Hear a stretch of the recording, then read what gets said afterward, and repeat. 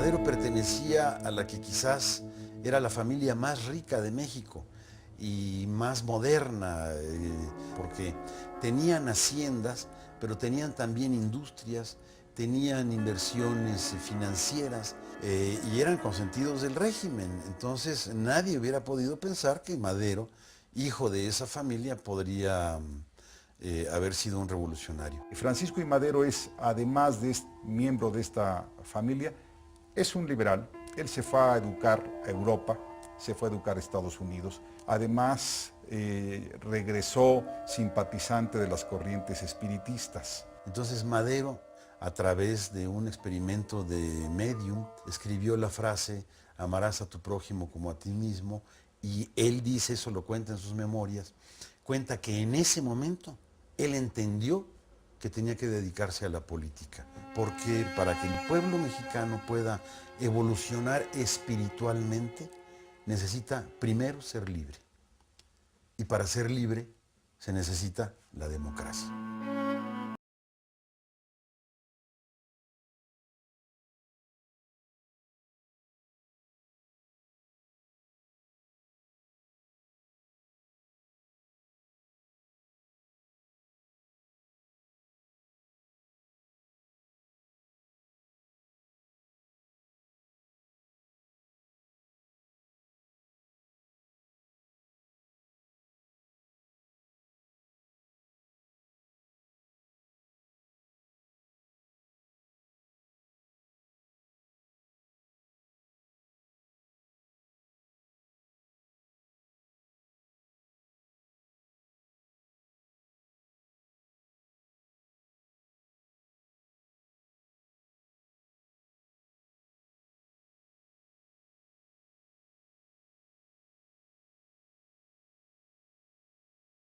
En febrero de 1911 entra al territorio mexicano con 130 hombres y poco después acaudilla personalmente un ataque a Casas Grandes.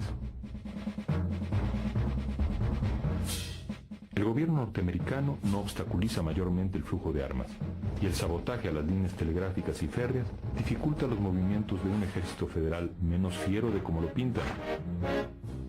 Los hechos de armas se multiplican y en abril abarcan ya 18 estados. En Nueva York, Washington y la frontera, el gobierno de Díaz se sienta a la mesa de las negociaciones. El 21 de mayo se firman los tratados de Ciudad Juárez con los que concluía la revolución maderista. El presidente y el vicepresidente dimitirían a sus cargos antes del fin de mayo. El secretario de Relaciones, Francisco León de la Barra, asumiría la presidencia interina para convocar a elecciones generales. 4 días después, el presidente Porfirio Díaz presentaría su renuncia. Cuenta la leyenda que partió al exilio con estas palabras: Madero ha soltado al tigre. Veremos si puede dominarlo. En 1910, en la ciudad de San Luis, escribió su plan Madero pa' Porfirio combatir. Empezó por Ciudad Juárez a recorrer el país.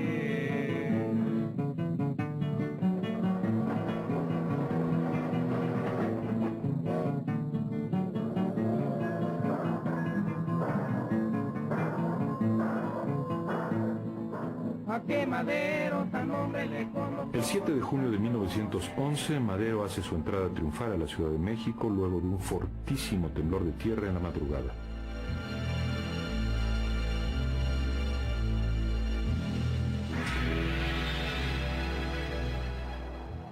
Lo reciben eufóricas 100,000 personas, la quinta parte de su población total. La estrella maderista llegaba a su cenit. La algarabía del pueblo presagiaba todas las venturas para el apóstol. Por donde pasaba se oían aplausos, vivas, repiques de campanas y cohetes. 2 palabras mágicas pintadas en las bardas y en las conciencias resumían el momento: ¡Viva Madero! Pero Madero comete 2 errores políticos capitales: la concesión del interinato presidencial al porfirista Francisco León de la Barra y el licenciamiento de las tropas revolucionarias. El interinato sugería una vuelta al régimen porfiriano y nada más desalentador que licenciar sus tropas. era tanto como deslegitimar la revolución. Sin embargo, Madero ponía toda su fe en la capacidad del pueblo para gobernarse a sí mismo, con serenidad y sabiduría. Prefirió esperar a que la vida política mexicana alcanzara la madurez, ejerciendo la libertad.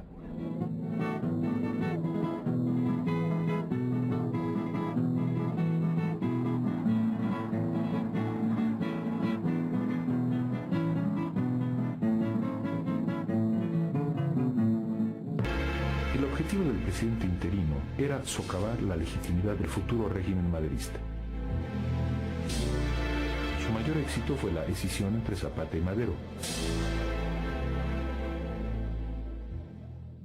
El caudillo sureño confiaba en que Madero cumpliría la promesa de restitución de tierras hecha en el Plan de San Luis. Por su parte, Madero pretendía resolver el problema de modo paulatino, estudiado y pacífico. A mediados de 1911, Madero viaja a Cuernavaca y Cuautla para entrevistarse con Zapata. Allí lo espera una recepción cariñosa y esperanzada. Pero el pacto entre los dos era dinamita pura para el porfirismo sin Porfirio. Los hacendados y el gobernador de Morelos presionan a De la Barra. En el Senado y en la prensa de la capital se vocea con histeria la ferocidad del Atila del Sur. Pero el verdadero Atila comandaba a los federales en Morelos, Victoriano Huerta. Y muy pronto queda claro que Madero y De la Barra perseguían fines distintos.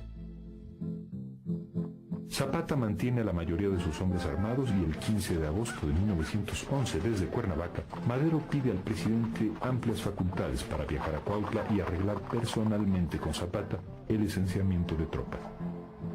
Al mismo tiempo le anticipa las condiciones del ejército sureño, nombrar un gobernador y un jefe de armas nativo de Morelos que ofrezcan garantías. 3 días después, Madero se traslada a Cuautla. Como prueba de confianza frente a Zapata, a quien ha llamado integuérrimo general, Madero lleva a su esposa Sara. Desde allí informa al presidente que el licenciamiento empezará tan pronto como se cumplan algunos requisitos razonables: designar jefe de armas a Raúl Madero, traer tropas exrevolucionarias de Hidalgo, reconcentrar las tropas federales en Cuernavaca. Como respuesta y sin órdenes expresas, Huerta ataca Yautepec, conducta que a Madero le parece algo sospechosa. Por fin, el 20 de agosto, De la Barra anuncia que se detendrá el avance federal, pero a condición de que Zapata deponga las armas y licencie a sus tropas. Madero insiste en el retiro de Huerta, que ha provocado muchos conflictos en el estado de Morelos, y defiende a Zapata. Los hacendados lo odian, escribe, porque es un obstáculo para la continuación de sus abusos y una amenaza para sus inmerecidos privilegios. Pero el punto más delicado no es la actitud de Huerta, sino la de los campesinos zapatistas, a quienes no se podía ni debía traicionar. Las condiciones pactadas por Madero eran las mismas de un principio, y sale de Morelos prometiendo a Zapata que sus demandas se cumplirían al llegar él a la presidencia. A Cuautla de Morelos, a ver si en conferencia nos hace a convenir. Pero no cumplieron Zapata y demás jefes las órdenes que traía don Francisco y Madero. Y siempre pronunciados se quedaron renuentes en todito el estado nombrado de Morelos. Cuando el señor Naranjo... Para su desgracia, quizá por no hacer declaraciones públicas, Madero cargó con un doble estigma en la mente de los zapatistas. No logró que sus condiciones se cumplieran y los traicionó engañándolos. Solo así se entiende la rapidez con que el movimiento sureño rompería con él, a los pocos días de haber asumido el poder. Se ha dicho que al margen de las intrigas de la Barra y del papel de Huerta en el advenimiento de la disputa, Madero no entendió a Zapata. Había entre ellos, es verdad, una diferencia cultural importante. Zapata hablaba desde un pasado histórico remoto. Reivindicaba derechos coloniales, un orden casi mítico de unión con la tierra. Madero, a fin de cuentas, era un liberal que no entendía la propiedad comunal de la tierra, pero también era un demócrata, un cristiano igualitario que, a diferencia de De la Barra, respetaba a Zapata. Madero y Zapata diferían en los procedimientos. Los separaron los hombres y los intereses.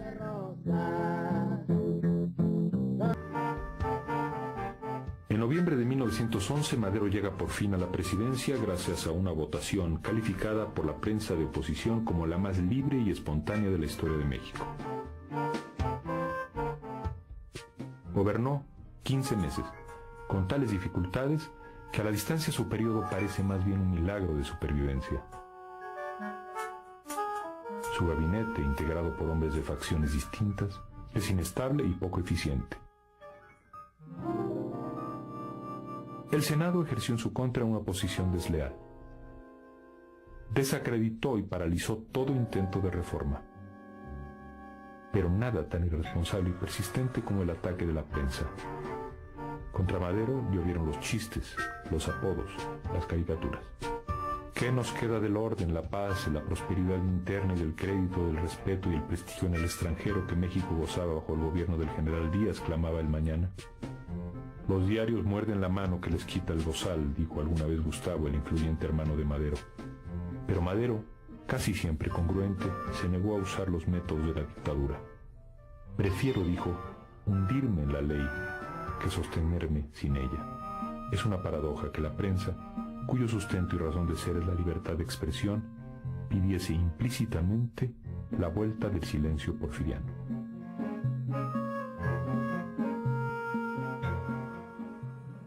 Además de la oposición política, Madero tuvo que afrontar, entre otras, aparte de la zapatista, 3 rebeliones particularmente serias. Las de Bernardo Reyes, Pascual Orozco y Félix Díaz. Reyes había sido gobernador de Nuevo León, ministro de Guerra 2 años durante el Porfiriato y fundador del Partido Democrático en 1909. En una entrevista con Madero en julio de 1911 se había comprometido a luchar democráticamente por el poder. Pero poco después sus maniobras subversivas ya no eran un secreto. El 14 de diciembre de 1911 entra al país por la frontera norte y 11 días después se rinde en Linares. Porfirio Díaz lo hubiera fusilado. Madero lo confina a la prisión de Santiago Tlatelolco. En marzo de 1912 estalla en Chihuahua la rebelión de Pascual Orozco. En un principio los rebeldes derrotan a las fuerzas federales que comanda el general González Salas. Lo reemplaza el general Victoriano Huerta, quien finalmente doblega al enemigo, y Orozco huye a Estados Unidos. Pero Huerta no puede saborear su triunfo. Ha reñido con el presidente a propósito de la insubordinación de Francisco Villa, quien había combatido a los orozquistas en Parral. Huerta hace alardes de que él, uniéndose a Orozco, podía quitar a Madero de presidente. El ministro de Guerra, Ángel García Peña, lo destituye de su mando, pero poco después Madero le concede el rango de general de división. Al hacerlo no lo mueve la bondad, sino la conveniencia de tenerlo aplacado. En octubre de 1912 estalla en Veracruz la revuelta del sobrino de su tío, como se le llamaba, a Félix Díaz. Poco después se rinde y es confinado en la prisión de San Juan de Ulúa. Madero considera la posibilidad de fusilarlo, pero la prensa y la alta sociedad acusan a Madero de déspota y tirano. El presidente parece dispuesto a no ceder, pero se le interpone la Suprema Corte de Justicia que ampara al sobrino, quien acaba preso, pero salva la vida. El embajador de Cuba, Manuel Márquez Sterling, escuchó a su llegada estas declaraciones. Ha venido usted en mala época, señor ministro, y pronto ha de ver al gobierno hecho pedazos y a Madero acaso navegando hacia Europa. ¿Cree usted que un presidente que no fusila, que no castiga, que no se hace temer, que invoca siempre las leyes y los principios puede presidir?